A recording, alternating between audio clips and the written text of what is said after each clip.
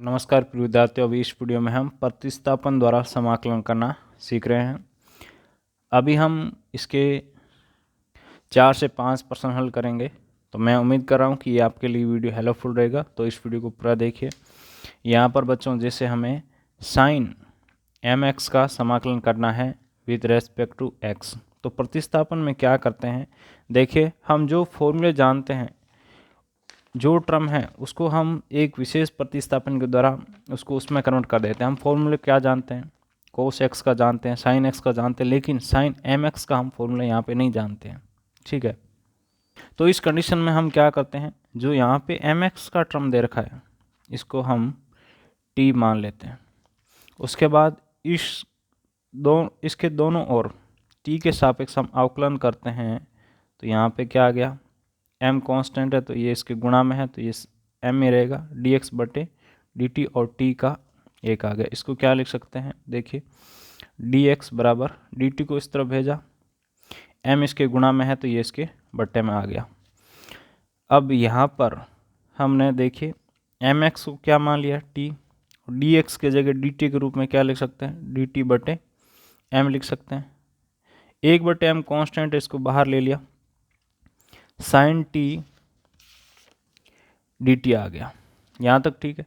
अब बच्चों हम जानते हैं अपना डायरेक्ट फॉर्मूला कि साइन एक्स डी एक्स का माइनस कोस एक्स होता है। तो यहाँ पे फ़र्क क्या है, यहाँ टी है, यहाँ टी, इतना ही फ़र्क है, यानी टी का फलन है और टी के सापेक्ष हो रहा है।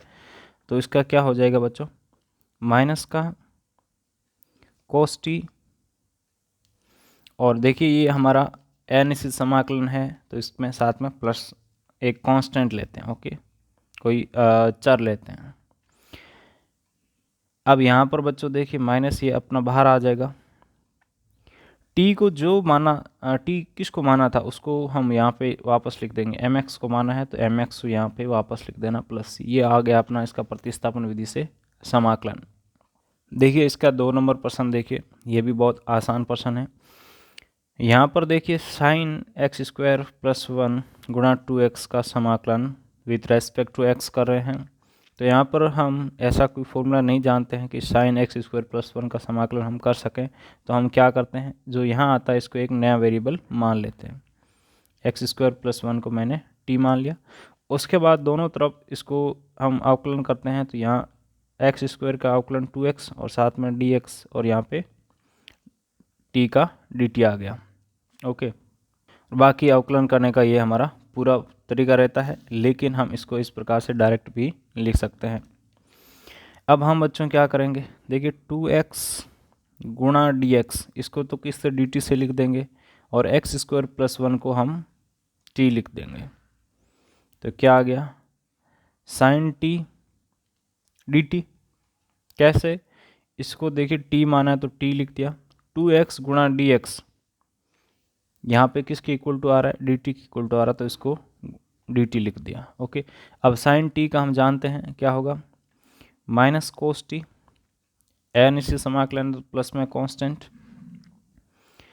अब बच्चों यहाँ पे t हमने जिसको माना था उसको वापस रख दो, किसको माना, एक्स स्क्वायर प्लस 1 को माना है तो एक्स स्क्वायर प्लस 1 वापस रख दिया, और ये अपना प्लस का c। आसान है, ये हो गया। अब अगले प्रश्न की बात करते हैं। देखिए जो अगला प्रश्न है उसको हमें 2 स्टेप में हल करना पड़ेगा। कैसे, पहले तो यहाँ जो अंडरूट एक्स है उसको हटाएंगे, सिंपल सी बात है, क्योंकि हम देखिए डायरेक्ट फॉर्मूला जानते हैं कि सेक स्क्वायर एक्स का फॉर्मूला है, ठीक है, सेक एक्स गुणा टेन एक्स है, लेकिन अंडरूट एक्स का ऐसा फॉर्मूला हम नहीं जान रहे हैं।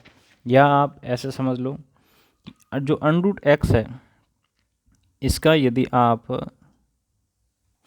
अवकलन करेंगे, जैसे अवकलन कर दो आप इसका विथ रेस्पेक्ट टू एक्स, तो अवकलन कैसे करते हैं, जो पावर होती है उसमें से एक घट जाती है, और यहाँ पर जो पावर होती है उसके साथ में आ जाती है गुणा में। ये कितना आएगा बच्चों, x की पावर देखिए 1/2 माइनस 1 है तो माइनस का 1/2 आएगा, यानी माइनस का है तो इसको नीचे भेजेंगे तो ये क्या हो जाएगा, प्लस की 1/2 हो जाएगा, और 1/2 का मतलब क्या है, अंडरूट ऑफ x। तो यहाँ पर ध्यान से देखो बच्चों, 1/√x पड़ा है, तो इसका अर्थ क्या हुआ कि यहाँ पर ये अपनी सेटिंग बैठेगी। ये तो बच्चों आपको चेक करना होता है कि आप जो मान रहे हैं उसके अनुसार आपका आगे प्रश्न हल होगा या नहीं होगा। तो हम ये तो रफ कार्य हो गया, ठीक है। तो हम यहाँ पे क्या मानते हैं, माना अंडरूट एक्स बराबर टी। तो इसका दोनों साइड हम क्या करते हैं, अवकलन करते हैं। तो क्या आएगा बच्चों, अंडरूट एक्स का ये इस तरीके से मैंने करके देखा है, और साथ में डी एक्स इस तरफ टी का डी टी आ गया। अब इस 2 को हम इस तरफ भेजते हैं, 1/√x गुणा डी एक्स बराबर 2 डी टी आ गया। अब इनको यहाँ पे इस अपने पसंद में पुट कर देते हैं, 10⁴ √x को t, sec² x √x t, और डी एक्स बटे √x को क्या लिख सकते हैं यहाँ से 2 dt, और 2 हमारा कांस्टेंट है, इसको मैंने डायरेक्ट यहाँ पे बाहर ले लिया है। अब देखिए हम इतनी बड़ी टर्म का भी अभी भी फॉर्मूला नहीं जान रहे हैं, तो हम क्या करते हैं, यहाँ पे दोबारा फॉर्मूलों पर आते हैं। देखिए बच्चों, जो 10 का यहाँ पे जो हम t मानेंगे वो किसके आधार पर मानेंगे, अवकलन के फॉर्मूलों के आधार पर मानेंगे। क्यों, क्योंकि यहाँ पे हम अवकलन करेंगे जिसको t माना है, या यहाँ पे t मान चुके तब हम u मानेंगे, v मानेंगे, कुछ भी मान लेंगे। उसका अवकलन करने पर वापस ऐसा टर्म आना चाहिए जो कि यहाँ पे dx है, यहाँ पे dt के साथ वो होना चाहिए, और उसको है जो आप एक नए जो जिसके सापेक्ष करें उससे रिप्लेस कर सकें। ठीक है, जैसे यहाँ पे हमने अंडरूट x को t माना, तो फिर इसको हमने किससे dt से रिप्लेस किया। ठीक इसी प्रकार से यहाँ पर भी ऐसा कुछ होना चाहिए। तो हम यहाँ पे देखिए जो 10t है इसको v मान लेते हैं। देखिए कारण अब समझ आएगा क्यों माना है। तो इसका हम अवकलन करें तो ये क्या आएगा बच्चों, इसका अवकलन sec² t dt और साथ में dv। तो यहाँ पे आपको अवकलन के सूत्र भी याद होने चाहिए। देखिए 10x का अवकलन क्या होता है, sec² x होता है। यहाँ पे t है तो t के सापेक्ष कर रहे हैं तो sec² t आ जाएगा। या सॉरी, यहाँ पे हम देखिए अवकलन तो करना जानते ही हैं, इसमें मुझे डीप में जाने की ज़रूरत नहीं है, क्योंकि यदि इसमें प्रॉब्लम हो तो आप एक बार अवकलन वाला चैप्टर अच्छे से पढ़ लें। ठीक है, यहाँ तक समझ आ गया। अब देखिए मैं क्या लिख देता हूँ, 10t की जगह v लिख देता हूँ, तो ये v की पावर 4 आ गया। sec² t dt को क्या लिख सकते हैं, यहाँ पे देखिए dv लिख सकते हैं। अब हम जानते हैं कि x की पावर n का समाकलन x की पावर n+1 होता है बटे n+1 होता है। तो यहाँ पर इसका क्या आएगा बच्चों, एक पावर बढ़ जाएगी, नीचे 5 आएगा और v की पावर 5 हो जाएगा प्लस c। तो देखिए 2/5, v हमने किसको माना है, 10t को माना है, और t हमने किसको माना है, √x को माना है। ये जिसको जो माना है वो यहाँ पे वापस पुट कर देना है।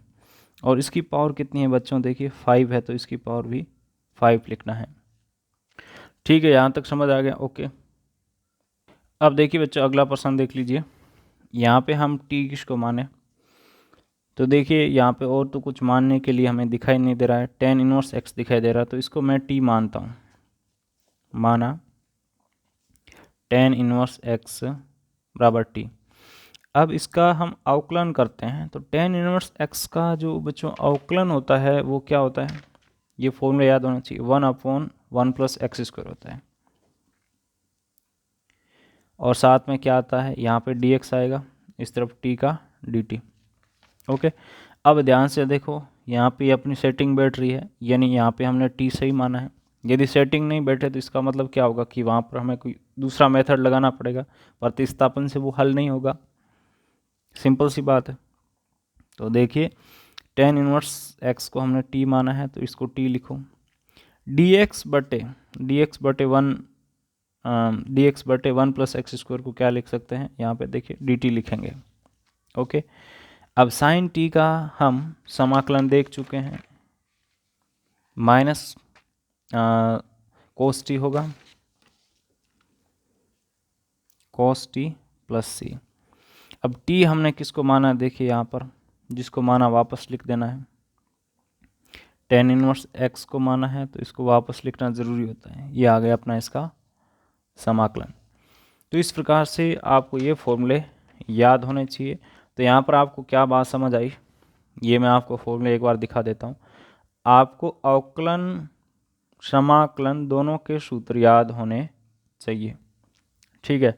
और इन सूत्रों को आप इस प्रकार से, जैसे यहाँ पे मैंने ये लिस्ट बना रखी है, इस प्रकार से एक लिस्ट बनाकर याद कर लें, ठीक है। बहुत उपयोगी क्षेत्र है। आपने इस वीडियो को देखा उसके लिए आपका तहे दिल से धन्यवाद, आभार।